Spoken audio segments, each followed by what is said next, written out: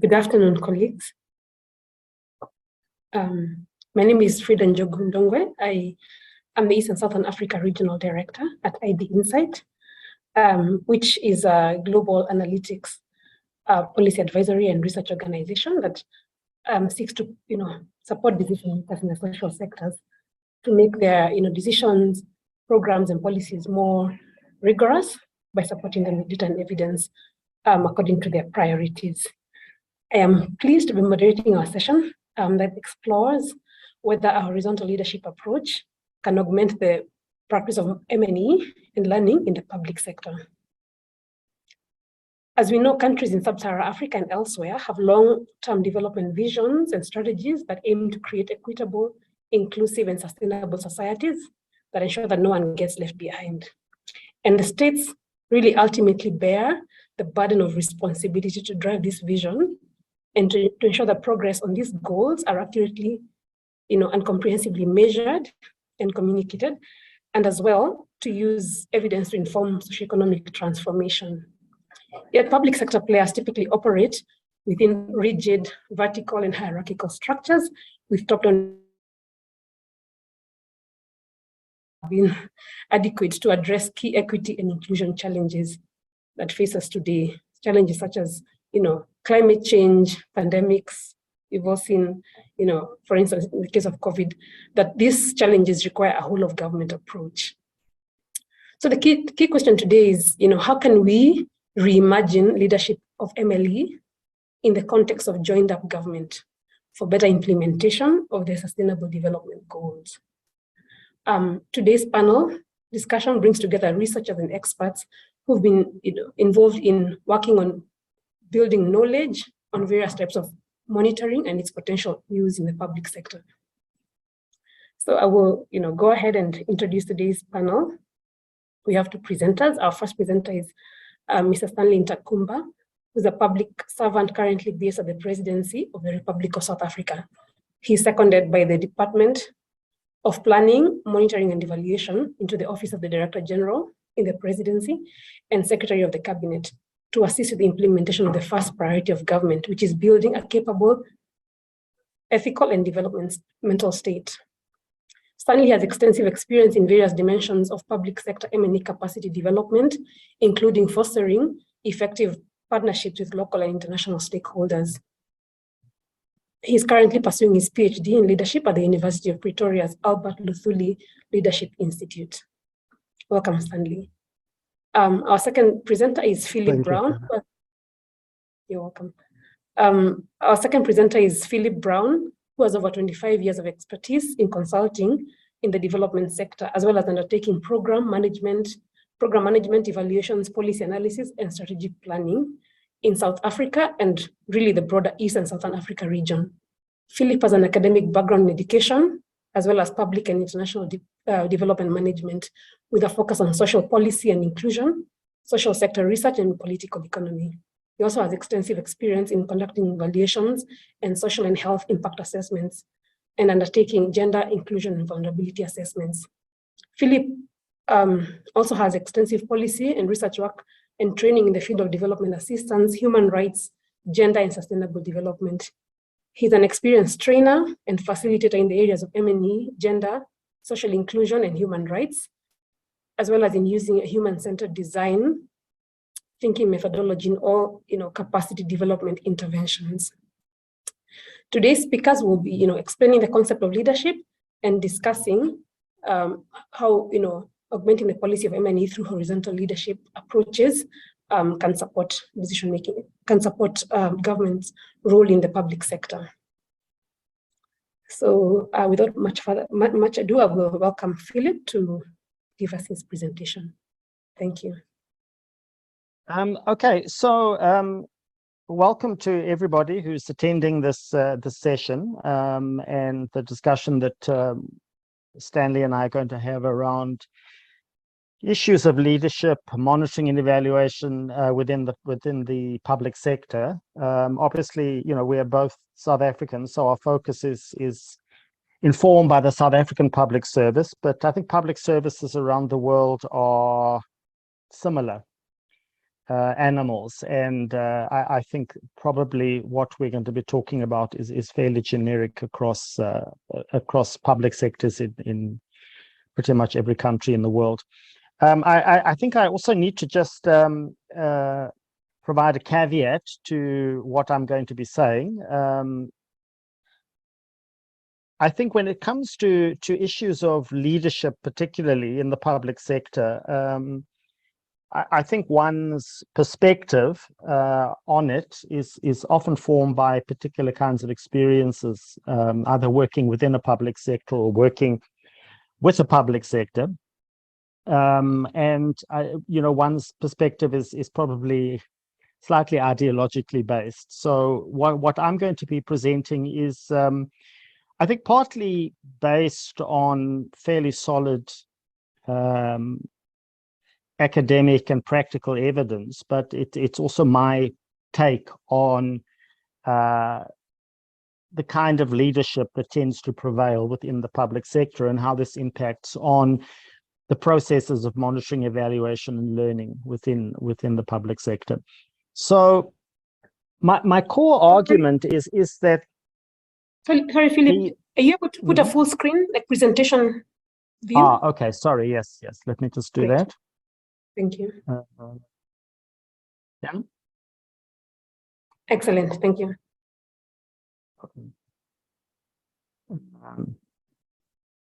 Okay, so my basic argument is that part of the problem with monitoring, evaluation, and learning in the public sector is that it's fundamentally embedded in the hierarchical management structures of government departments.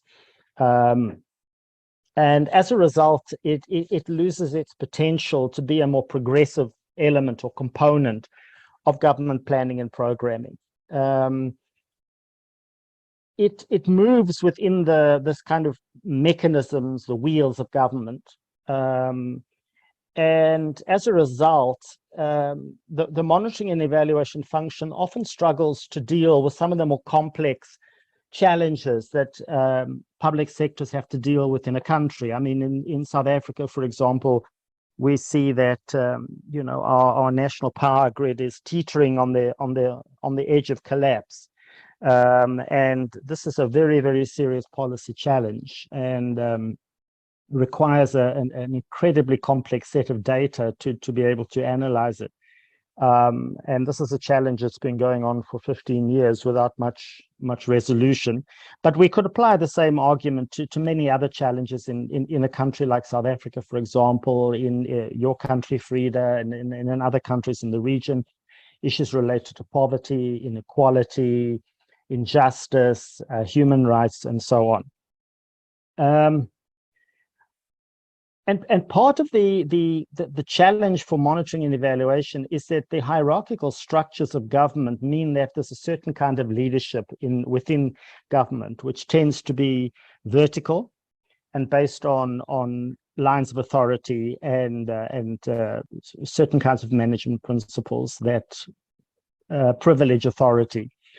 And this works its way through all the phases of government. So from national government in South Africa down to our provincial governments, and then down to our local government levels, our municipalities. And I would say it's the same in most other countries in this region, certainly. And another challenge is that our cadre of monitoring and evaluation specialists in government generally tend to be mid-level officials. So you generally don't find monitoring and evaluation units headed up by a senior person who has expertise in monitoring and evaluation, and this is a major challenge. I think for anyone who's worked in government, and I have spent parts of my life working in government, and I'm sure Stanley will talk a little bit about this as well, but also with government, as a consultant, I work for many different government departments. It's very interesting, particularly as an outsider, to watch the way in which power plays out in terms of lines of authority, in terms of issues around delegation, in terms of finance and procurement and all of these kinds of issues. And I would argue that this understanding of power is also, I would say, it's extremely male. It's patriarchal. It's and has certain assumptions underpinning it, which is why it's often very challenging for women, for example, to get into senior positions in government, and also to exercise similar authority to their male counterparts. And then government structures are also about command and control. So there are clear lines of authority and accountability, which are vertical. And it's very difficult for individuals at particular levels, you know, if you're at a director level or a chief director level within government, to make the kind of changes that you may feel are necessary. So if you're working in a monitoring evaluation unit and you want to change the way that it's done, it can be extremely difficult if you don't have the support of the person who's above you in terms of authority. Now, I would argue that the way in which the public sector is structured makes it challenging for the monitoring, evaluation, and learning processes, because they tend to be about compliance. So government sets its targets. In South Africa, we have the annual performance planning processes. 5-year plans feed into, you know, medium-term strategic frameworks and so on, and these all have their targets. And so monitoring and evaluation is very much geared to meeting targets that are set in government planning, and these are often fairly high level and don't necessarily include the more granular challenges of inequalities within society. And in my experience, and you know, a lot of my work has been with the Department of Planning, Monitoring and Evaluation here in South Africa, but also with planning ministries in different countries. The focus is generally quite narrow and often misses the complexities of society and trying to deal with big problems in I would say a fairly blunt way.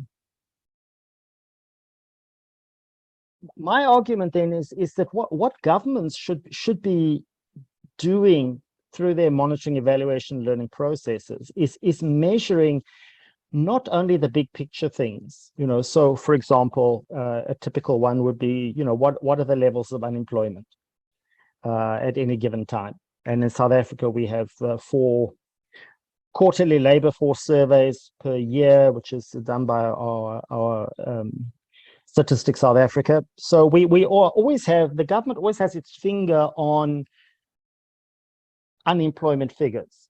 So just again, quite crudely, it would be percentages of people unemployed. It may be percentage disaggregated, male and female, disaggregated by geography as well. And certainly Statistics South Africa has moved into more granular areas of looking at issues like inequality or poverty, but it still leaves a lot to be desired, because a lot of the data that's collected doesn't answer the kind of questions that, for example, are posed in something like South Africa's National Development Plan. And that would be particularly around issues of equity and inclusion. And if your data is not speaking to the more granular elements of equity and inclusion, it means you're missing out on not only collecting data on key segments of the population, but also in terms of being able to understand what the challenges are and how to address them through policy and programming. We know that South Africa has its own national development plan and other planning tools, We know that South Africa also aligns with regional frameworks in terms of SADC, continental frameworks in terms of AU, and then also globally, South Africa aligns with the Sustainable Development Goals of the UN. Now, the UN has done some extremely excellent work around monitoring and evaluating some of the world's most pressing development challenges, the big ones, the big picture ones, but then also breaking it down into its smaller components. So what happens in their language is that no one gets left behind in terms of being counted, measured, and addressed in terms of analysis from the data that's made available. The United Nations has an SDG index, which you can look at on the website for each of the 17 Sustainable Development Goals, and these are also broken down into very granular levels through the targets. And this is something that I would argue that governments can actually look at and adapt into their own monitoring and evaluation system, something similar. And then the UN also has its transformation scorecards, the 6 SDG Transformation Scorecards, which again you can look at on the website. I'm not going into any detail about it. But again, it's based on the philosophy of leaving no one behind in development planning.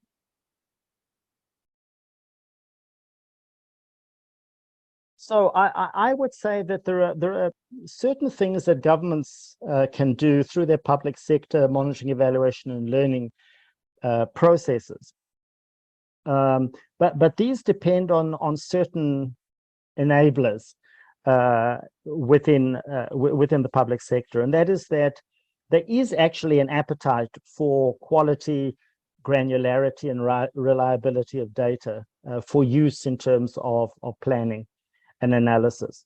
That there's a legislative and policy environment which supports a more transformative monitoring, evaluation, learning practice.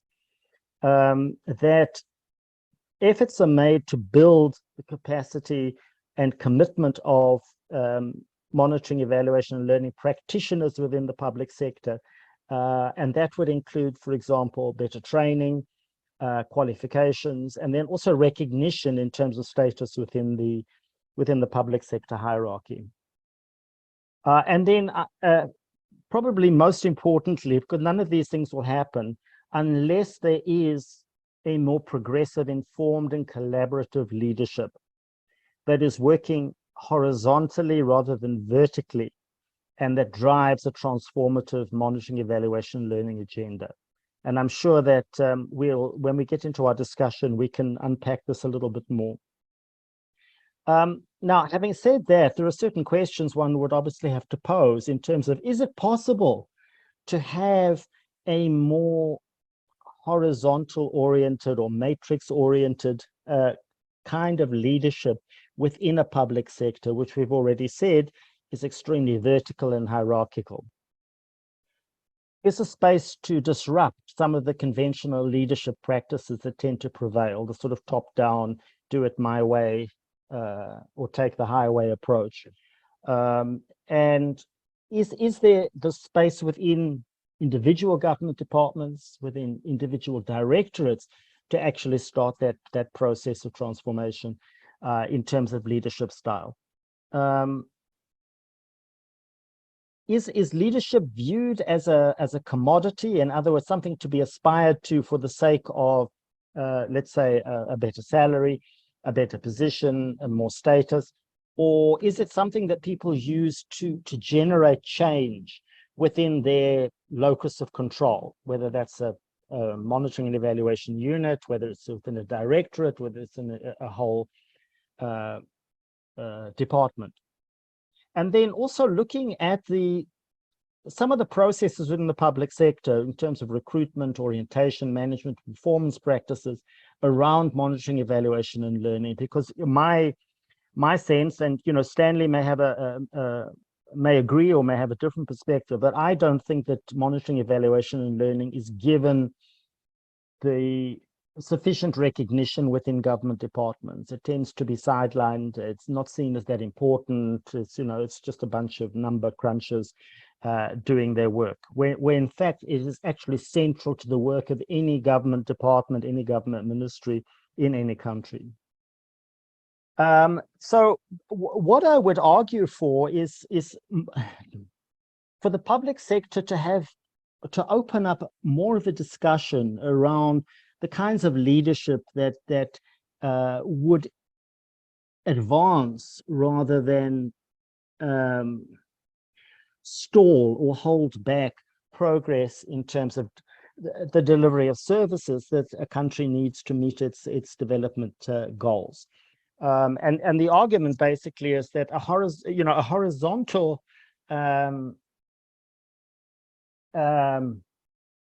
form of development is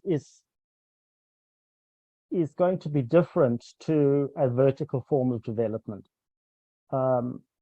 And my argument then is who should be leading public sector monitoring, evaluation, learning structures? And what is the kind of quality of leadership that one would want to have within that unit or that sector of a department? And just very briefly, from a personal perspective, I've just been doing an evaluation with a particular government department. And the person who is in charge of the unit that does the monitoring, evaluation, and learning for that particular program was quite remarkable in terms of having almost set out from the beginning to block and stall all the processes involved in data collection, data verification, data analysis, and the actual writing of the evaluation report. And I could actually see the despondency and the disillusionment amongst the monitoring and evaluation staff within the unit. And for me, that was just such an opportunity missed for this particular program, to be able to do such amazing work around the monitoring and evaluation of this program. And yet the one person who could have freed that up and allowed that to happen was the very person who was in the leadership position and who had the power and authority to block that process. And I think this is fairly common within public sectors, not just in South Africa, but in countries around the world. So I think that the sort of leadership that's required does require certain personal qualities as well. And that is an openness to change, a tolerance of difference, of opinions, a willingness to embrace different ways of doing things if they are seen to be workable. The ability to advocate for and sensitize staff, sharing knowledge, building monitoring and evaluation competencies, particularly around issues of equity and inclusion, building a more culturally responsive and sustainable monitoring and evaluation practice that allows people to broaden their understanding of the data that they're working with and what that data can do and what it can't do, and what, for example, human rights issues is it meant to serve within the country. And then also to just create an environment within a monitoring and evaluation unit that allows for feedback loops, innovative practice, which should result in the production of high quality data that meets the framework of equity informed data and data analysis. So that's basically what I'm presenting for discussion, and let me hand back to you, Frida. Thank you, Philip. That is really, really, very interesting, including thinking about whether, we're just monitoring for monitoring's sake, or whether, there are ways in which you can ensure that the data is pointing towards or helping us understand the gaps in terms of equity and inclusion, and also how then we can foster an environment that allows that kind of learning. I think that is very interesting. And we'll be looking to discuss a bit more on that. But for now, I will invite our second presenter, Stanley. Please go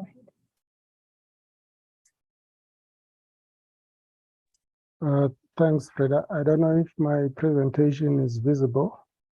It is. It is. Great. Thank you. Okay, let me see if I can show my face as well. As we wait for Stanley to finish setting up, if you have any questions, please feel free to post on the group, but also we'll have a session where you could ask some of them after this. Thank you. Stanley, over to you. All right, thank you. So I'm wearing two hats in terms of this presentation. One, of course, I'll reflect as an employee in government who is fairly much familiar with some of the challenges that Philip has raised. But also, I happen to be a student at the University of Pretoria, hence you see the branding of my slides in a center called Altitude Leadership Institute. So I decided to take a theme that talks to specifically a type of leadership called the relational leadership. I would say in the context of this seminar, relational leadership could be viewed as a form of horizontal leadership, as it were. So I'll address the relational leadership practices in inter-organizational partnership settings and draw those implications then for monitoring, evaluation, and leadership in the public sector. So as a background, this paper draws from an ongoing research which focuses on that topic of relational leadership and socially constructed as a socially constructed phenomenon in inter-organizational partnership setting. So I will be presenting those emerging insights on two case studies. One is the country one and another one is multi-country. Now, as you know, in that space of academia, it's important to also just talk to the gaps in literature.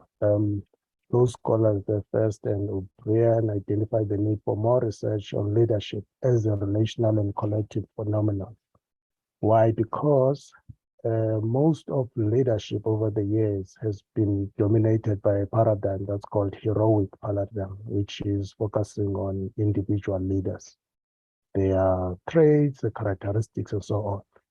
So Anderson Weibler more recently observed the dearth of leadership studies that examine the leadership phenomenon in interorganizational partnership context. So they have also argued that in those contexts, leadership is mentioned, but really studied empirically. So the question that I'm addressing is, what are the implications of relational leadership processes for monitoring, evaluation, and learning practice in the public sector? I will not dwell much on this. I try to strip this of a lot of more philosophical stuff to be more pragmatic, but just for those who might be interested, in terms of the relational social constructionist ontology and epistemology, the focus is on social relations where leadership happens at the micro level, through which meaning making is socially constructed through narration, dialogue, and reflection in an intersubjective way, taking into consideration the impact of context in the relational manner, leadership as they continue with their life on a day-to-day basis. So I operationalize that with a practice approach, which those are familiar with phenomenology, meaning understanding things from our own experiences of others. It's a new type of kind of a theory, which is helpful when it comes to also operationalizing these rather complex philosophical terms. So one of the leadership, or two leadership scholars, Ospina and Foldy, asserted that the practice approach is a better way of operationalizing the social construction of leadership, since it provides a way of breaking down the joint work that leaders engage in to accomplish their mission. So it did those interviews in a dialogical way. The abductive logic merely means I actually used theory to inform what I need to do, and also analyzed based on the evidence collected, and as well as actually analyzing through the theory itself. So just the first case study, then what is it about? It's about the national development of the national anti-corruption strategy in South Africa, which I was involved in, at least towards the end. As you know, strategy in this case would mean that's a document which was approved by Cabinet in November 2020, which covers all your typical things of a strategy. There's an implementation plan attached to it, and most important for this environment is monitoring, evaluation, and reporting framework, which of course, as we try to implement, we realize that we rather spend more energy on the implementation monitoring framework part. It's using basics of Excel tables. Now, the process itself, Sorry, Stanley, could you raise your voice or maybe come closer to the microphone? We are not hearing you very well. Let me remove this device that I'm using. Okay, great. Am I audible? Yeah, that's much better. Thank you. Okay, thank you. So I focused on this committee at the bottom, the Inter-Departmental Steering Committee, which basically it's about these spaces in between the interdepartmental or inter-organizational. I will not dwell much about the findings given the time, just to reflect what is emerging. One, in those spaces where officials come together into steering committees to drive a major initiative, and a fairly hostile environment, as it were. I mean, South Africa has suffered what is called state capture or grand corruption, as it were. So it's not one of those tasks that anyone would raise up their hands and do. There is a sense of negotiated common purpose. Two, integration via breaking silos horizontally. What that means is, because departments, as Philip was saying, they are bureaucracies by design. So you need to find ways of pulling people from those into the space where they can work together, irrespective of their positions. Then vertically, it means navigating the bureaucracy itself. Diagonally, it means how you then link up with the rest of society in a whole of government approach. Coordinated effort by interfacing with key stakeholders, very important, and then sustained process to dialogues and exit strategy.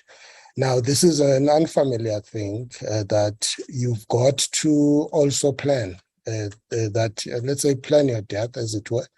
When will you be exiting and let others take over? Quite interestingly, that's one major phase we're finding ourselves in at this moment, because those bodies that were there are actually coming to their end this month, and the new one has been appointed to take over. So leaders were able then to ensure that their process is sustained, but also plan how then they can hand over. Accountability through consideration by higher authorities and use of evidence in decision-making. Now, this consideration by higher authorities, it's important in navigating bureaucracy so that you don't leave anyone behind, because the temptation is high if you are in platforms that everyone has a common purpose and language, to forget that at some stage you do need to link up to the political sphere through cabinet approvals and those type of things, and parliament. And the last but the most important point from this case study is building trust is critical in an environment where public institutions are experiencing low levels of trust from the citizen for various reasons, of course. Now, jumping to the Twendembele case study. Twendembele, of course, is one of the sponsors. Thanks for bringing us to this discussion as well. Is that partnership that's described the 6 countries plus 2 evaluation capacity development bodies, as well as the university. There is a paper that Ian and others did in 2018, which summarizes what that partnership is about. Now, my first engagement with them was to then check what is the definition of leadership from a point of view of socially constructed notions of leadership. What is your own definition?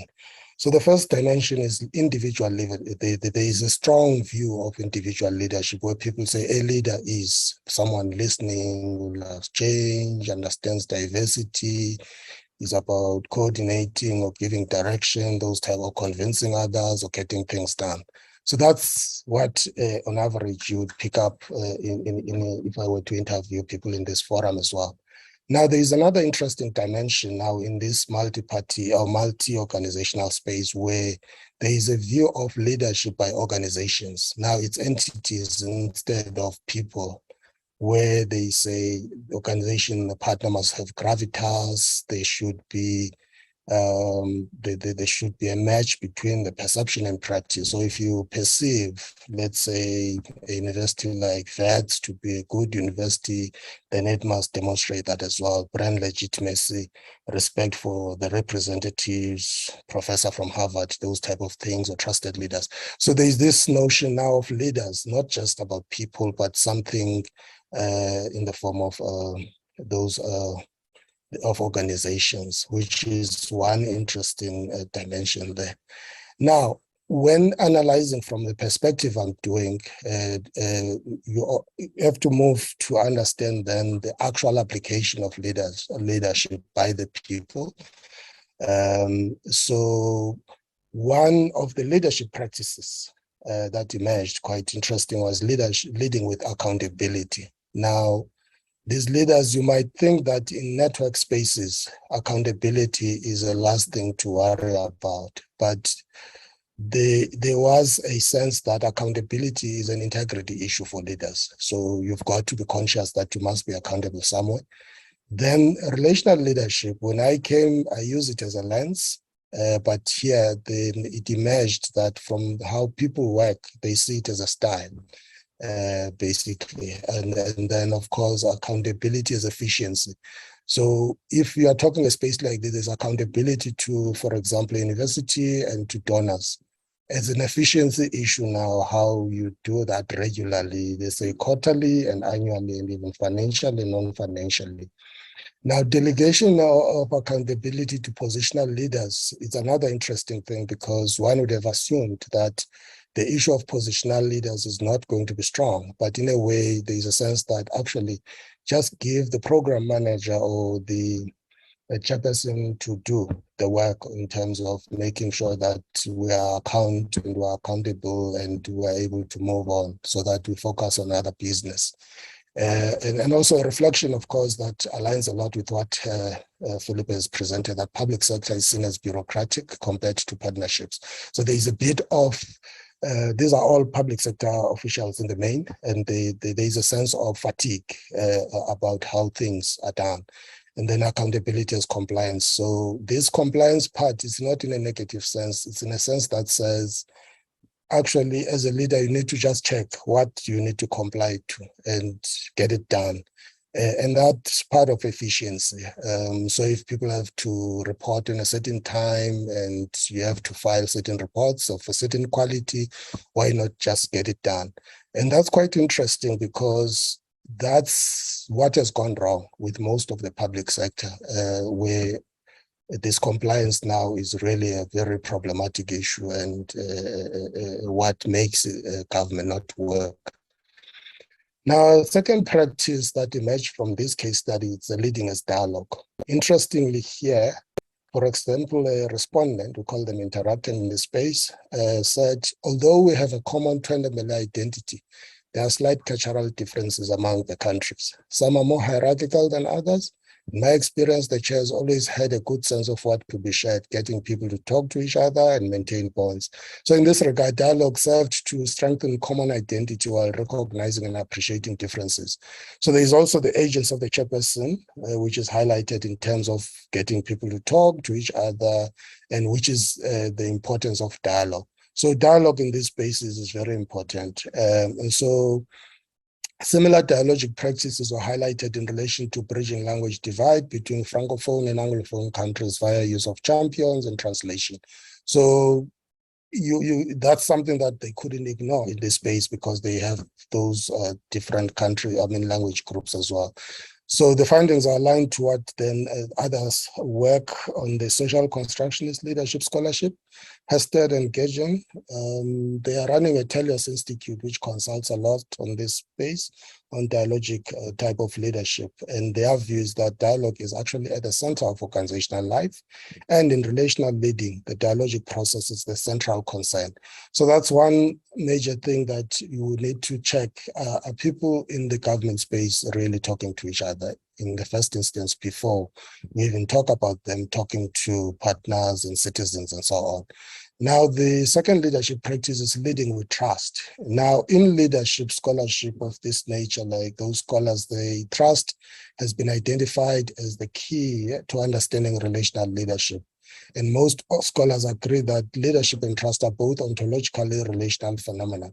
So there is this whole interest now in leadership research of how do you link leadership research with trust research? Because even the priority one of government of South Africa, the first impact indicator is about improving trust.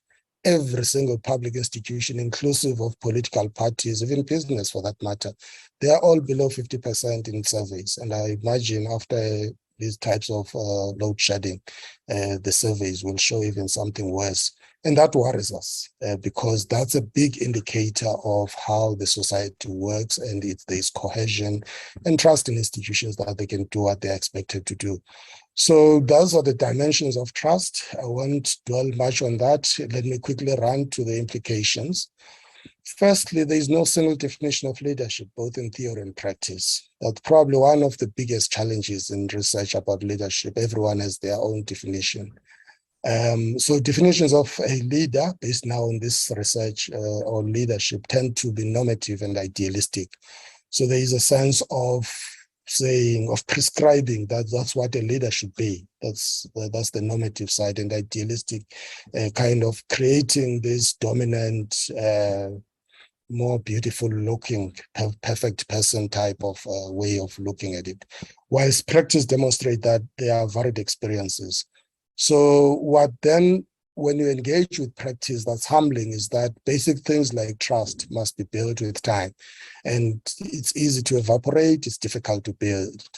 Dialogue is crucial, then accountability, as well as the mixture of positional and collective leadership approaches. So there is a sense that you can't do away with bureaucracy in a way, but make it work.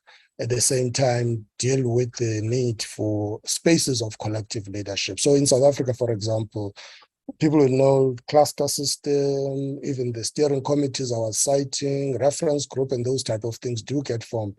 But sometimes they don't work. Sometimes they actually get to add more layers of work. So more empirical work. I include MEL here to say, as evaluators who are in the empirical space, so is a monitoring, like Philip was saying, the data aspect of it is crucial. So it's required in terms of understanding the implications of horizontal leadership in light of the diversity of ways of organizing. Now, I'm deliberately using words like leading and organizing here to imply doing or action.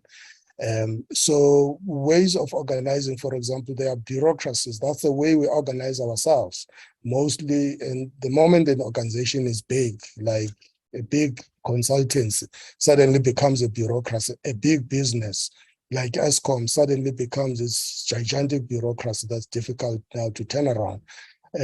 So those are the ways of organizing that we're comfortable with. But there are also others like partnerships or networks and the joined up ways of working. So the National Anti-Corruption Strategy approach is the typical joined up society, joined up government way where you then pull in the key voices into spaces in between and drive the agenda and maintain the accountability chain as well, and make sure that there's movement forward. It sometimes takes a long time because we've got to be very sensitive to multiple voices and listening and the ability to mediate those spaces. But at the same time, some in the heroic paradigm would argue that when there's many leaders, there's actually no leader. So that's the criticism of collective leadership. But I'm saying in this space, my findings is that in practice, there's quite a lot of opportunity to leverage that way of working, because that's where the world is now. Gone are the days of Napoleon Bonaparte, who really brought us bureaucracy, and it did work at the time. And now we need to know it's a kind of 5G world, where we need to be conscious, and technology and everything, and the spread of viruses happens within a blink of an eye and so on. So we can't be stuck in our silos. So leadership scholarship is embraced the post-heroic paradigm. So really that's about 2 decades or more. This collective way of leading has been embraced in analytical work, but the public sector, monitoring and evaluation leadership, has an opportunity to start applying those ideas where they could improve organizational performance. I know, for example, the UK, I think Tony Blair time, it invested quite a lot in what is called distributed leadership in schools, and trying to make sure that there's kind of collective management of schools by parents, by different layers of management within the school system and the bureaucracy of government, as a way of improving the quality of how schooling is done. So applies to some of the things that we learned from South Africa, for example, what we called outcomes approach in 2009. It was drawn from spaces like those ones, Malaysia and so on, where there was this sense of break the silos, bring in performance agreement that can be done between a mayor and the provincial MEC and the national minister. Unfortunately, I think we might have approached those with a bureaucratic way, because where we are, it's clearly things that didn't really work, or we didn't, which is one of the weaknesses of the public sector, sustain momentum. You need to sustain long-term view. So without much ado, thank you very much, Freda and colleagues. That's really the input from my side. I'm happy to take questions. Thank you very much, Stanley. That is very, very informative. I did not know that the bureaucracy started with Napoleon Bonaparte. I think we're all here learning. You talked about, leading this dialogue, distributed leadership, and others that I hope we can explore further during the question section, the Q&A section. I'll be handing over to my colleague, Parfait from Twendembele to lead us through that session. But before I do, I have a couple of questions.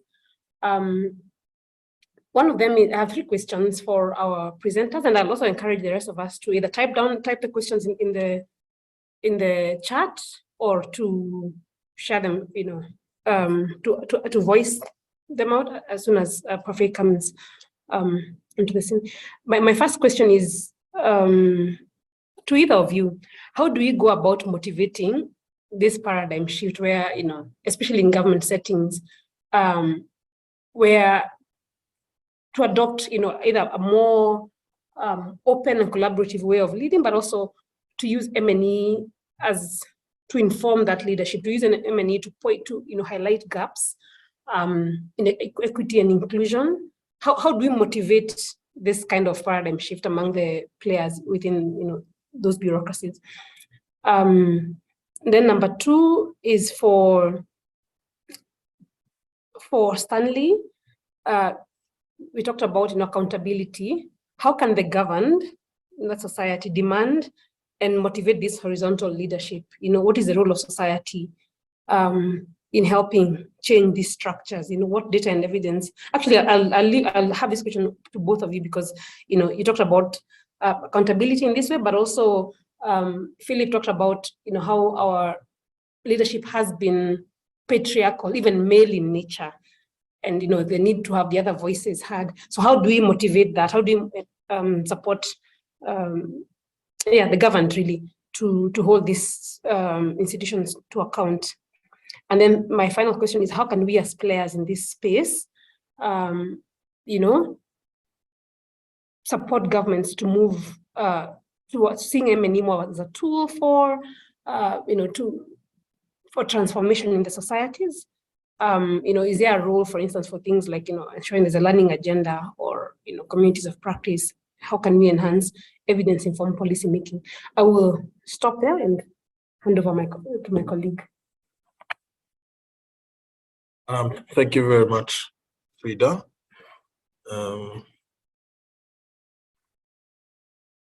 I just want to have a look at the chat. just to view some of the questions. Okay, looks like we only have the one question. And I guess I'll just ask it to both Philip and Stanley. And this is from Goa. I hope I'm pronouncing it correctly. And it says, we have many government strategies and plans, but are we realistically using real-time data, such as crime stats, unemployment, poverty adjustment, to inform those long-term plans accordingly, so we may effectively address the burning issues and crises we are facing as a country? These social factors are all contributors to an increase in reliance on government resources. I guess that's more of a comment than it is a question. And I think for me, just another question to be considered will just be, what are some of the real world examples for us as partners, or an initiative by government partners that we can look at in the real world and say, well, that is horizontal leadership, and there is so and so and so that we can get from them. I hope that makes sense. Philip, can we start with you, or should we? Yeah, let's start with Philip, please. Sure. Okay. Sorry, that was quite a lot of questions. I hope I managed to remember all of them. Maybe just on the point of Napoleon Bonaparte, I think that period in European history, through through Napoleon through to Bismarck, that would be the 1800s in European history, was, I suppose, the perfection of bureaucracy. But if we go back to before the Christian era, to ancient civilizations like the Babylonians and the Sumerians, the Achaemenids in Persia, and the Egyptians, they were all highly bureaucratized systems, and the reason we know that is because they left evidence in terms of written tablets and steles and so on. So bureaucracy seems to be a function of human nature in many ways, a way of organizing societies in an orderly and structured way. But I mean, that's another philosophical debate. I suppose, from what I was saying, and certainly from what Stanley was saying, and Stanley is talking from within the heart of South African government. How do you advocate for a different kind of leadership? And it's certainly an extremely important question, because in order to change the systems, you kind of have to work from the bottom up and the top down. If it's just from the bottom up, it's not going to work. And if it's just from the top down, it's not going to work. South Africa has a National School of Government, which is really an academy for the public service. So the idea behind the National School of Government is that civil servants from all levels can attend a range of courses with their own curriculums and so on. So I worked for the National School of Government for about 5 years on a gender mainstreaming program at a time, I think, when government was taking the issue of gender mainstreaming very seriously. I think it's kind of dropped off the radar a little bit now. But one of the things I found really interesting was that the design of the curriculum was for mid-level to senior level government officials. So I think the idea was to target directors, chief directors, and probably a little bit, hopefully, but also directors general, deputy directors general. So I think the idea was to get this idea through to people in leadership positions who could actually make a difference in terms of decision making, policy making, and so on. In reality, something that occurred over and over again, and I think it's, from my own discussions with people who are still in the National School of Government, it remains a challenge because people in senior leadership often claim to be too busy to learn. And that goes with the notion of leadership. It's like when you get to a position of leadership, you have nothing more to learn. It's almost like you've now perfected yourself, and you don't need to sort of dirty your hands with, going to attend a course with maybe some of your junior staff. The depressing thing about that perspective is that we live in a world that changes so rapidly, almost on a day-to-day basis, that the structures of bureaucracy are completely the wrong model to deal with rapid change. And so we would find, for example, with the gender mainstreaming, that we'd sit with deputy directors, administrators, even drivers would come to the course, and it ended up becoming a serious problem because it was completely the wrong target audience. And a lot of these people were completely confused. It was like, oh, I was just told to come, rather than, wow, this is something that I really want to learn about because I think that I can actually bring about significant gender equity within my sphere of influence, within my department. No. So I think that is one of the challenges, is how to convince people who are already in leadership positions within the public service that they're not the finished article, that there's still a lot to learn about how to lead, how to be a productive leader, an aspiring leader, a collaborative leader, a relational leader, whatever we want to call it, but somebody who works in an environment where everybody is enthused and motivated to do the work that is required, rather than everything is just box ticking and compliance. And I think until the public sector is able to deal with that particular challenge, and it's not unique to South Africa, that's for sure. And I think certain countries have tried to address that problem, but I think there is a fundamental problem around the concept of what it means to be a leader. And then just on the issue of data, because it's a passion of mine. And the person who asked the question talked, I think, about police data. And I think that's a really interesting one, because if we take the case of South Africa, and it's similar in many countries in this particular region, in the SADC region, in East Africa, I'm sure, Frida, you can also corroborate this. But gender-based violence is a huge societal challenge in all of these countries. I mean, South Africa has some of the most appalling gender-based violence statistics in the world in terms of rape and sexual assault and femicide and so on. And I can't remember how often the police put out their data, but I think it's annual that they produce data. And if you look at their data on sexual violence, it's very, very crude data. It does not disaggregate. And, because it's a population-wide challenge, it's a challenge that impacts women from all parts of the country, from all social statuses, from all race and ethnic backgrounds.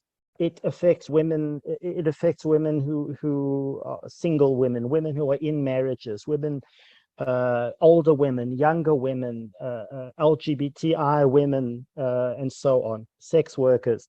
And yet we just do not have the data to explain to us what is going on with gender-based violence. Who are the perpetrators? Where do they come from? Why are they doing this? And then also having a better understanding of the survivors of gender-based violence. And this is a serious problem, because I suspect that the way in which the data collection processes set up within the South African police services was set up by a bunch of men who, you know, perhaps don't see it as such a huge problem. And so let's just collect like the bare minimum of kind of data that we need, and you know, not really take the time to analyze. Where in fact the police themselves are central, absolutely central, not only to dealing with issues of gender-based violence, but also to understanding the drivers of gender-based violence and what kind of data is important for the public to know about. And when I talk about the public, I'm talking about, you know, the general public, but also people who work in government, people who work with survivors of gender-based violence, people who work you know, in women's organizations and who are trying to address these problems, because we can only address problems with the data that we have at hand. And if the data's got huge gaps and is you know, fundamentally not talking to the issue, then it's going to be very difficult to address it and solve the problem. Thanks, Parthay. Thank you, Philip. Stanley, your 3 minutes start to answer the question. All right. Thank you, Parfait. I hope you didn't mention the actual number of minutes that you are giving me. Maybe let me start with Napoleon's, just to imitate Philip. It's one of the cliches, in my view, whilst I agree fully with Philip in terms of the history of bureaucracies. It's one of the cliches that Napoleon Bonaparte was able to organize a very disorganized army through a command and control system, which is really the heart of how bureaucracies should work, and was able to deliver successfully in terms of the Napoleonic Wars. So in management literature, then that's how it comes about. So it's a cliche in a sense. I mean, another cliche is Frederick Taylor on scientific management and how he then made bureaucracy sexy in the business world through better analysis of the workflows and things like that. So that the sense now is that we have moved centuries literally from those types of environments. So we need to do things different. Yeah, it's a very fundamental question of how citizens can be made to really hold these gigantic bureaucracies, these big elephants, into account. The spaces on the front line, in my case, in my view, they are the most important ones from a monitoring and evaluation point of view. Hence, we have those types of monitoring like called citizen-based or community-based monitoring. So those tools almost come and go and not get sustained, yet they matter. For example, in a space of looking in clinics, hospitals, police stations, and all of that, when citizens are organized, they are able to make a shift. But of course, in a space where sometimes you feel you are not listened to as a citizen, which is part of why my finding here, leadership is listening. Then you have the problem we're facing in our front line, where there's a lot of protests. Protests are legitimate, but it's the violence that is not.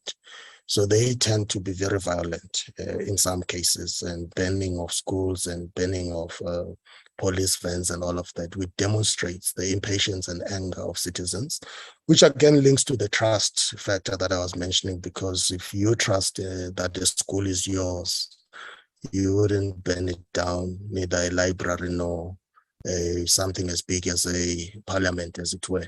So those are some of the challenges that will end. They need us as M&E practitioners to really find ways of making sure that we can empower our citizens to have voice through good data that is translated to be meaningful for them, so as to be able to use and also create those platforms and partnerships among themselves. Examples that I have that do work, for example, the school governing body do work. They are a product of many years in that specific sector of trying to ensure partnership, saying educating a child takes the entire community, so you can't just leave it to the teachers alone. So those school governing bodies here do work, and it would be interesting if we were to evaluate those that work and check in practical terms what really is the contribution of that structure to make sure that the parents are able to be involved in how the school is run and up to the level of appointing people at the school. But others have collapsed over time. In doing our 25-year review, for example, about 3-4 years ago, we actually noticed something that if you were to think of pre-94 dialogues that were done as part of the CODESA, which led to the Reconstruction and Development Program, which then was translated into government, at least for the first few years, suddenly there was this pressure to deliver after the emphasis has been people-centered governance in the RDP space. So suddenly the shift became the new public management approach of moving more towards seeing the citizen as somebody who needs a parcel to be delivered to. Now what you have, you've had over the time, which we are changing, has been a sense of rapid delivery of housing in wrong places, and people don't really go there. Even sometimes you see roads. I mean, even during apartheid, you can see in Cape Town and Hartbeespoort, roads that end in the middle of nowhere. But I'm saying those type of things became quite prevalent because you could have learned from the past and do things differently instead of just rushing to deliver things that are not really needed as such. I think Philip addressed the real-time data part more eloquently. Now, the real-world examples as the last question. The first one, let me take the global part. If you observe that huge bureaucracy called the United Nations system, how it works, it has shifted a lot over the years to create a lot of platforms for civil society inputs, for business leaders and all of that. I mean, in my leadership space, I'm familiar a lot with the responsible leadership business forums or forums of multi-stakeholders and how they cascade and do tangible work of uniting various voices behind common goals. Similarly, on the SDG work, this whole notion or principle of no one left behind that Philip was also highlighting is really being applied quite successfully in many jurisdictions. And I think even here, we have bought into it in some of the sectors where really you are saying, rather than creating even M&E to be an elitist thing, that we talk our own language that we understand among ourselves, we're able to make sure that it begins to be something that can bring in everyone on board, people who might not be experts in this space, and even an average citizen who might not be as literate. So that works, and that needs to be deepened, because that's the agenda on the table now, that we drive this development and no one is left behind.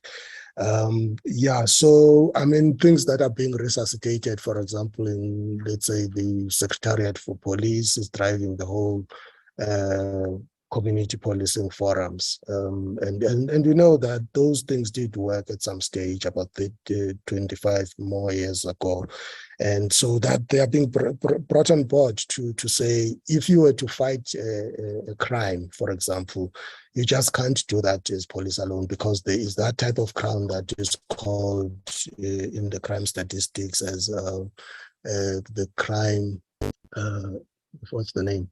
But anyway, a crime like rape or murder, it happens in very intimate spaces, sometimes between people who know each other very closely. So a policeman wouldn't traditionally be able to even prevent something like that. So that needs a lot of engagement with community to begin to see some of these patterns when they develop, that, yeah, we're likely to see kind of a gangsterism here, because this set of people is beginning to behave in a way that is not normal. And in a way, there is kind of exchange of ideas between the community members and the experts in universities and consultancies and so on. So there is an opportunity and there is an interest to drive this. As I'm saying, it happens in spaces where low trust levels, or there's very low trust levels, and COVID-19 didn't do us any favor. because then it leads to lockdown and a lot of even mental illnesses and all of that. So people are broken in a way, and the government should really play its part in improving the common lot. And again, it doesn't happen only in South Africa; it's everywhere. So yeah, and so for me, from what I presented, which was a bit academic in a sense, there is a view that says, if you try to even look at the spaces in between, where you can actually have safe spaces to engage different people, please utilize them. SAMEA is an example of that, where we are from public sector, civil society, academia, international community like Fredia, and we're able to converse as equal in a way. So those are safe spaces I'm talking about. So even at a micro level, then that's where you can actually stimulate the atom of leadership to play its agency in terms of taking us all forward. Thank you. Thank you, Stanley. Thank you for respecting your 3 minutes. I would like to bring in Dr. Dlakavu. He also, I think he has some comments and questions that he would like to pose. Dr. Dlakavu, you're welcome to unmute yourself and pose your questions. Okay, thank you very much, Parfait, and thank you, Mr. Takumba and Mr. Brown, for a very systemic lens on both leadership as well as equity issues. So I'll just pose 2 questions to you both. Mr. Stanley, I'll start with you because you are the last to speak, so your presentation is still a bit fresher. Do we have the legal and public sector frameworks that encourage horizontal monitoring, evaluation, and learning in the government-wide M&E system that we have now? And then I'm going to ask a sub-question to that in terms of how agile are those legal and institutional frameworks to the mushrooming of presidential commissions, because over the past 4 years, we've had a mushrooming of presidential commissions that are sort of usurping traditional state institutions that are meant to implement, measure, and as well as measure the performance of some of the issues, the pressing issues of our time. And if I were to make it more practical, if you look at the energy crisis we have now, who's responsible for measuring our crisis response to ESCOM now? Because we've got and ESCOM as a state as a energy generation corporation that reports to the Department of Public Enterprises. That is probably meant to also report to the Department of Mineral Resources.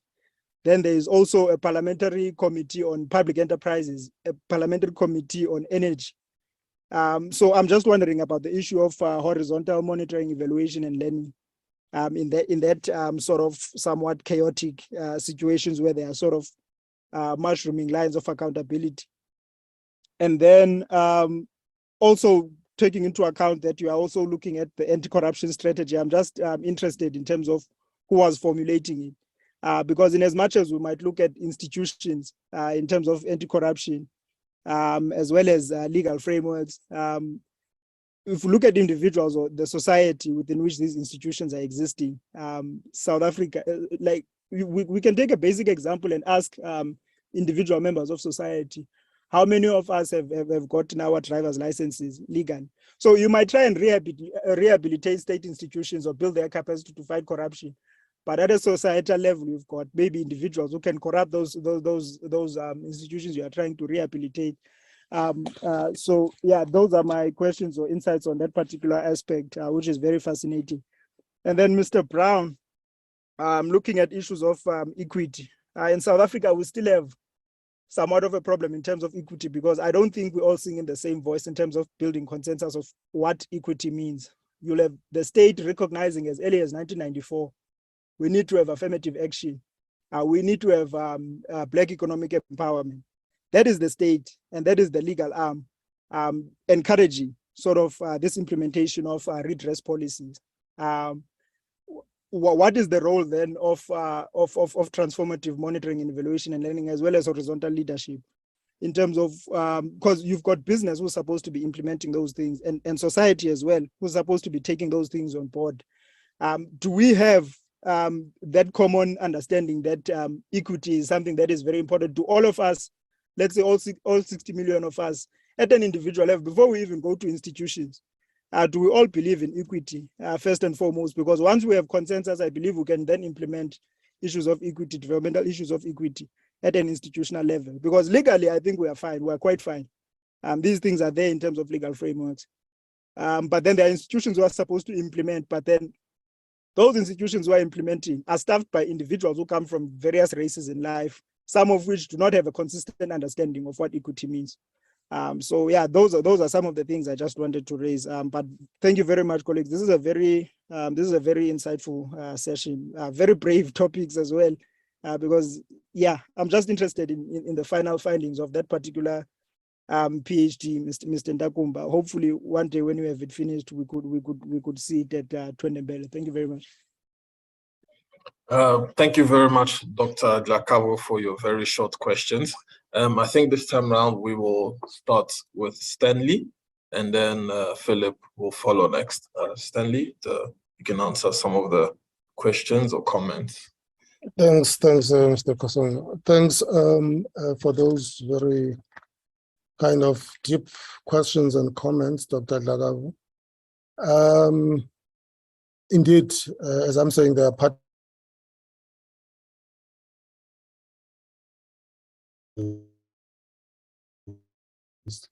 the first question is in two parts: legal framework and institutional framework. From a legal framework point of view, indeed, our constitution itself enables a people-centered way of governance, specifically Chapter 10 on public administration. Those 9 principles of public administration, its values and principles, they explicitly state those things, starting with professional ethics, to accountability, transparency, and all of that. So the Batupili principles, Batupili is a Sotho expression that says people first, is actually based on translating that into something that could be done on the front line, as I was saying. Unfortunately, some institutions have done it as a tick box exercise where you just have that Batupili framework as a picture on the wall and do not really leave it in how you do your work. So that informs everything. Every policy has to imbue those principles of the Constitution in a way. Now, in M&E terms, DPME doesn't really have a legal framework for that. There's a chicken and egg about it. You might be driving people to too much compliance in an environment where there are too many pieces of legislation as well. I mean, about 10 years ago, we used to ask, has anyone been ever arrested on the basis of PFMA? So you can't ask that question today, because as you can see, SIUs, Hawks, and all of that use that framework in a way. And so when I'm saying chicken and egg is that compliance can have certain consequences as well. So in M&E, there is a debate that says you probably have to spend quite a lot of time experimenting and working with what you have. And of course, at some stage, you might need to regulate certain aspects of that work. So there is regulatory work that's emerging in terms of a draft bill for planning, monitoring, evaluation that's still being consulted. Now, on the institutional side, yeah, it's a fairly fragmented, because you go to the local government space, there's work around that. Like the district development model, for example, is the major ethos of this government to say, can we just spend more time in a district space, knowing who is there, first and foremost, their needs, and how they can imagine and reimagine their space going forward. That's what DDM is about. It's about joined up working, using a specific space. And it says, go beyond district being a municipality, but also look at business chambers, the traditional leadership, and so on. So that's a major institutional framework that is being applied, and it builds on a whole range of historical work that was done on back to basics and so on. It's successful in some parts and not as successful in others as yet, but of course it's still too early to tell. So in a way, that's there is a consciousness basically to decentralize and be able to ensure joined up working form of governance. Now, when you talk about the presidential working groups or advisory groups the way you are, I think I appreciate and understand, because that's the frustration sometimes citizens have in a space where economy is not growing or crime is escalating, unemployment is also bad. To suddenly feel even structures like that, there are too many, yet there are not, at least comparatively. If you were to take since 1994 and all of that, if there were much more then, and gradually they have reduced. But there is value in those in those types of working, because this is where we are able to bring doctors like Avus to be participants and be able to co-produce and co-design the systems. That's basically the purpose of that, because part of the criticism we had in the previous kind of few terms of government was maybe the emphasis on interministerial committees, which are more inside looking.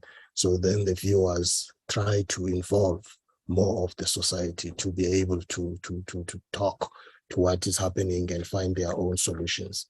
Yes, indeed, we do have intractable problems. And I think if you talk ESCOM, which I don't have much knowledge about it, I will not be very useful given the challenge and frustration that even Philip shared.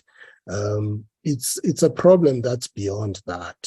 Even an M&E person, sometimes we are found to be a bit useless, I must say. I'm saying that because we are talking emergencies here. We've had quite a series of state of disasters, COVID-19, something like floods and all of that. The extent to which M&E is able to respond, compared to risk management discipline, compared to even finance, I think sometimes we are found wanting.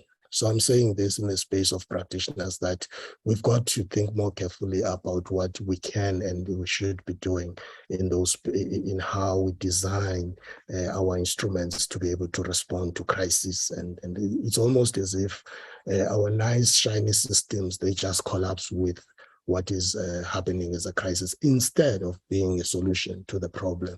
So I'm just saying that I can say a lot about it because then, as I'm saying, we've had quite a lot of experience, COVID-19 and so on, where we ended up benefiting a lot with institutions of science like CSIR, for example, in assisting us to solve those. But as M&E practitioners, no technology, no real-time data, no ability to go to the ground, no ability to communicate more effectively. And there's much more that needs to be done. So that's a self-critical reflection that we do as well. The last point was this national anti-corruption strategy. You are correct. The UN system, when it came around 2016, it criticized South Africa, saying, you're inward looking, your anti-corruption strategy is about public service. Can you think of corruption in a much broader way? It takes two to tango or even more. So private sector is equally implicated. And that helped because that's when this journey started to then build on what was there and try to bring in to fill in two gaps. The one is this whole of society ethos, which says, actually, you've got to involve civil society, academia, think tanks, and so on in this journey as equal partners to think through, to conscientize society about the need for preventive measures, which include even training at the National School of Government and all universities or even other providers of training in a way that says ethics is a good thing. Equity, gender equity, because once those things are broken, that's when corruption starts in a society, because you can see there's a mutually related way when you are corrupt about in terms of stealing money and corrupt in terms of even gender-based violence in a way. So it starts with those preventive measures, creating a common understanding of what are our values as society. So that's where we are. We're saying law enforcement, yes, must be capacitated. They can do things when wrongdoing has been identified to arrest and so on. But before that, there's so much that needs to be done at school level to educate our children. to understand what it means to respect each other and respect their own bodies and elders, and be able to have a much more progressive value system. So that's what the National Anti-Corruption Strategy is about. So this announcement of a National Anti-Corruption Advisory Body, which will fall within that framework you were saying you're critical of, is basically saying, at the highest possible level in government, in the presidency, can you have the voice of civil society much closer? Can you have those conversations in those corridors with independent voices of private sector and civil society expressing how do you disentangle this state from crime, corruption of state capture and so on? That's basically what it's all about. Probably there might be other measures that one could do, but it's one of the instruments that is seen as kind of helpful just to enhance dialogue and ensure that there is voice in policy, there is voice in implementation as well. And you'll never fully agree on everything, but in a sense, at least can we find those common ground of moving the society collective together. So last point, back to the past, you know, this CODESA in South Africa took us to where we are. We could have been worse off. It could have been a war zone, but talking and being able to bring everyone around the table, it really worked. And that's when this notion then of engagements and all of that. Some are failing, like some summits might not be as impactful, but some are really bearing fruit, like your investment type of work and all of that, in a space where, of course, globally, the economy is in a track. So I thank you for that. Those questions actually are stimulating more thinking on my part. Thanks. Thank you, Stanley. We'll go straight to Philip Brown. Philip, your 2 minutes starts now.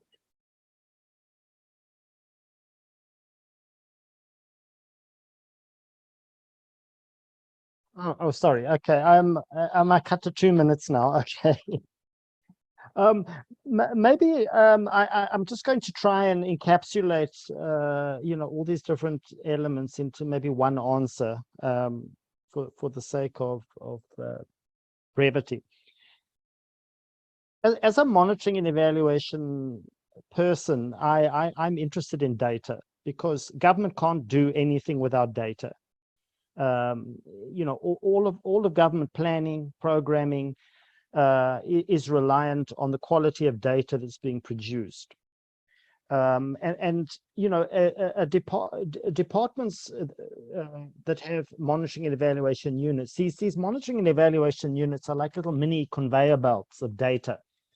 You know, so their job is to produce data for a particular department. We have Statistics South Africa, which is our national data conveyor belt.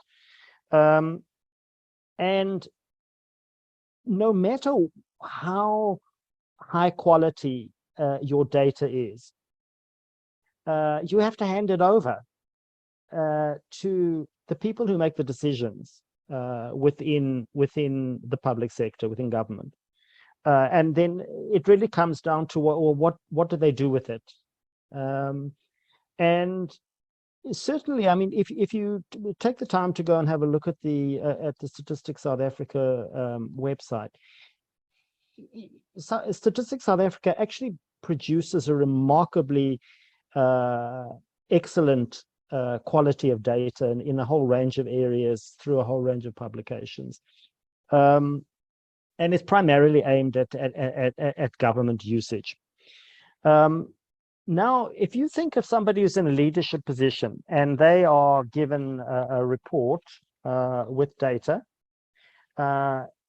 usually what the data is asking for is some kind of action, because it may be pointing to high unemployment or high levels of inequity or damaged infrastructure or falling trade levels or whatever it happens to be. And so somebody has to start making decisions based on the data. We like to talk about evidence-based decision making, which is as it should be. But the people who make decisions are not machines. They are human beings, and they come to their decision making with all their own baggage attached. And this is something that I found really fascinating as I've worked with the government, particularly government ministries in other countries in the region, because I do have a particular passion for gender equity, for the rights of marginalized people. If you start talking to certain people within government who do have access to high quality data on issues like let's say HIV, for example. And the data says the problem that you're dealing with is that the reason why your HIV prevalence and incidence rates are not dropping is because you have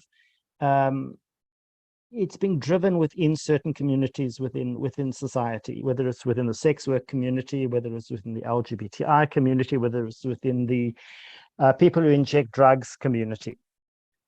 Now, ideologically or religiously or culturally, the person who sits with that data may feel reluctant to either talk about the issue, to engage with the issue, to think about the issue, to conceptualize the issue, and then actually come up with a decision that is free from their own inherent biases, whatever they happen to be, whether they are political, they are religious, or they are cultural. And this is a problem that we really do face in the monitoring and evaluation field. It's not always about the quality of data produced, it's how that data is used and applied or not applied. And if we take the case of Eskom, seeing as it's you know, I mean, it's obviously very topical at the moment in South Africa, although topical, the word topical kind of trivializes the scale of the problem. But it's very obvious that government has been sitting on that, you know, data about the capacity of the national grid, the quality of the infrastructure with the national grid for many, many years, because we first started experiencing this problem back in I think 2007, 2008. Clearly, the data wasn't acted on for whatever reason. You know, and I think our recent commission on state capture touched on some of the problems, but for you know, whether it's politics, whether it's vested economic interests, whether it's corruption, whether it's failure to deal with crime, the data was saying right from the beginning, this is a problem, this is a red flag, we are warning you that something needs to be done. And yet year after year after year has gone by, and then now we sit, you know, in a situation where it seems like our national grid, which powers our economy, is teetering on the edge of collapse. You know, I can go back, for example, you know, and this is I always find this a slightly distressing issue to touch on, but you know, back in the 2000s, the early 2000s.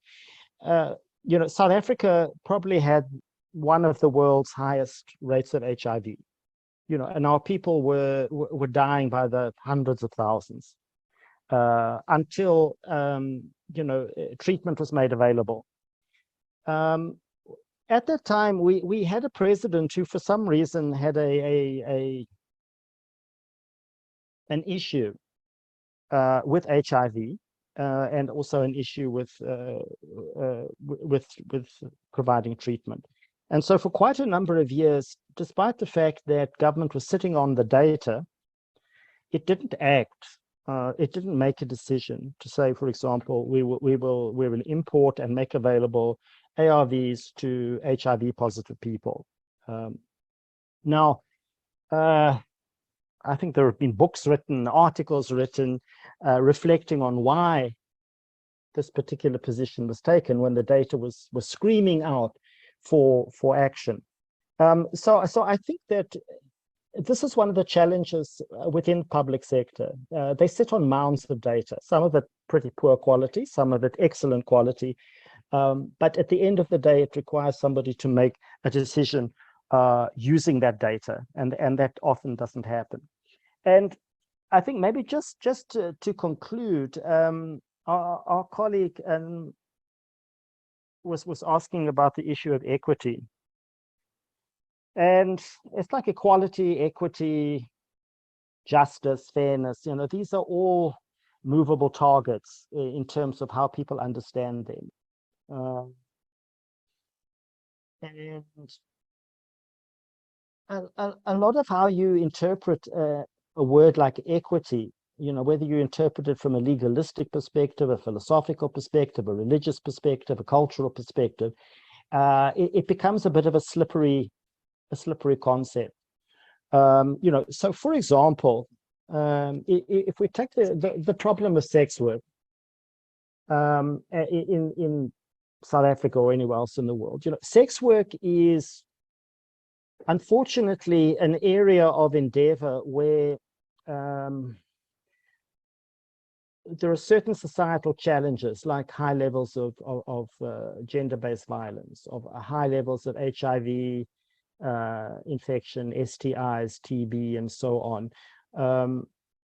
And governments often don't want to touch the issue not for practical evidence-based reasons, but for issues around morality on the one hand, but also around issues of gender, because the whole issue of sex work is so highly gendered that I think for many, particularly male, but I don't exclude women, you know, senior decision makers within the public sector are already biased in terms of their thinking around this particular issue, and so find it very difficult to make balanced, unbiased decisions based on the data that they're provided with. And so equity is not achieved in terms of, you know, the recognition that these women have rights, the right to be free from being violated, from being abused, from being threatened, from being murdered, from being discriminated against, stigmatized. And so when I talk about equity within the context of monitoring and evaluation, I'm saying we need to have data that is, and I don't even want to use the word disaggregated because it just sounds, it's kind of technical and meaningless. What I'm saying is we need the kind of data that helps us to understand who are these women? Why are they doing what they do? Why do they find themselves in these situations? Why is it that men feel it's okay to perpetrate violence against these women? How do they view these women? And then how do we deal with it in terms of policies, legislation, regulation, and so on? And that touches on another issue, I think, which Stanley was talking about, and that is, you know, a lot of these rights are enshrined in our constitution, in our legislation, but times move on and things change, and we need to keep revisiting these kind of documents. That's why it's always important to be, you know, continually be doing legislative reviews to say, is the legislation related to X or Y or Z still relevant to the current context, because things have changed in this way or that way. And then just maybe the last point before I stop, I'm always very interested in the issue of names. So when people call me Mr. Brown, for example, I sometimes have to look around and say, who are you talking to? Because I just don't use my surname. You know, for anybody who has worked with me, who I've worked for, I'm always Philip, because I strongly believe, and this may be because I'm a child of the 70s and flower power and Woodstock and whatever else, I have a kind of a gut dislike of authority, which is probably in some cases not a good thing, but I fundamentally resist people trying to assert their authority. Now, one way of asserting your authority or your position is by insisting that people use your title, for example. And that is part of the power dynamics within a bureaucracy, because the bureaucracy is vertical. It's very important that at each level, the person feels that they are respected for their position, And part of that respect is to be designated in a certain way by the people below them, or perceived to be below them. And I don't know if any of you you had the energy or the stamina to watch any of the recent funeral of the Queen in the UK, but it was the most wonderful demonstration or illustration of the dynamics of power in enforcing a class system in that country. And it's saying, you know, there are gradations of power and authority, and we name them, we give them titles, we give them medals, we give them this, we give them that. And so you fix the system, the power system, in a certain way that then makes it extremely difficult to break down. So, you know, when Stanley talks about having dialogues, you can't have a dialogue if, you know, I am Philip and you are Professor somebody, or DDG somebody, or whatever. When you sit down to dialogue around a particular issue, you are all equals in terms of what you bring to the table, your intellect, your understanding, your empathy, and so on. And so if you sit in a dialogical context, but you insist on the power, you're bringing in the power dynamics to that arena of discussion, it's already failed. And I've seen that play out over and over again, particularly in the M&U field, where these things actually become obstacles to a free and thoughtful discussion around data use, data analysis, and the application of data in particular ways. Thank you, Parthay. Thank you, Philip. Colleagues, I will now hand over back to Frida to wrap up. Thank you very much, Philip and Stanley. I think it's been a really, really good discussion, and also thanks for those who were able to, you know, share their questions either, you know, through the chat, and Dr. Takumba who shared it through, you know, who asked the question. I don't want to spend a lot of time. I am aware that we are almost 20 minutes late. I just wanted to, you know, just reiterate one or two points that I thought, you know, are coming out very clearly. One was that has been mentioned by the speakers, was the need of disaggregating data to generate useful insights that inform decisions, so that we, you know, we're not just providing data because data should be provided, but really planning with the users of the data in mind as we design, you know, data systems, data collection, data indicators. And there was an example of SGBV data and how to make it more useful. And then also the point about, you know, remembering, even as we are practitioners in this space, that decision makers have their own priors, right? They have their own preconceived or, you know, ideas or other factors influencing their decisions. So the data is only one of the influencers of the decision. So then how should we think differently as we try to ensure that they're using data to make decisions, whether it's about, you know, developing trust, ensuring that we have more actionable data, and so on, so that their decisions can you know, achieve equity. We talked about, you know, the need to think broadly in our strategies, you know, beyond just either the role of government alone, for instance, in the case of corruption, versus the, you know, looking at all the contributors or all the sectors, the kinds of people who are involved in that, and also just how to create trust in communities and ensuring that our citizens have a voice to, you know, hold leaders to account through, for instance, ensuring, you know, they have good, useful data.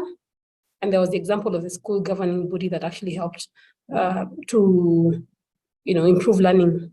I think even learning outcomes as well. The need for real-time or close to real-time data as well as extremely useful for decision makers and for really informing actions towards, you know, equity and inclusion. I think I will stop that. I will stop there. I really want to thank all of us for a very engaging discussion, and also thank you for your patience for, you know, as we run over time. And special thanks to the presenters for amazing insights. Thank you very much.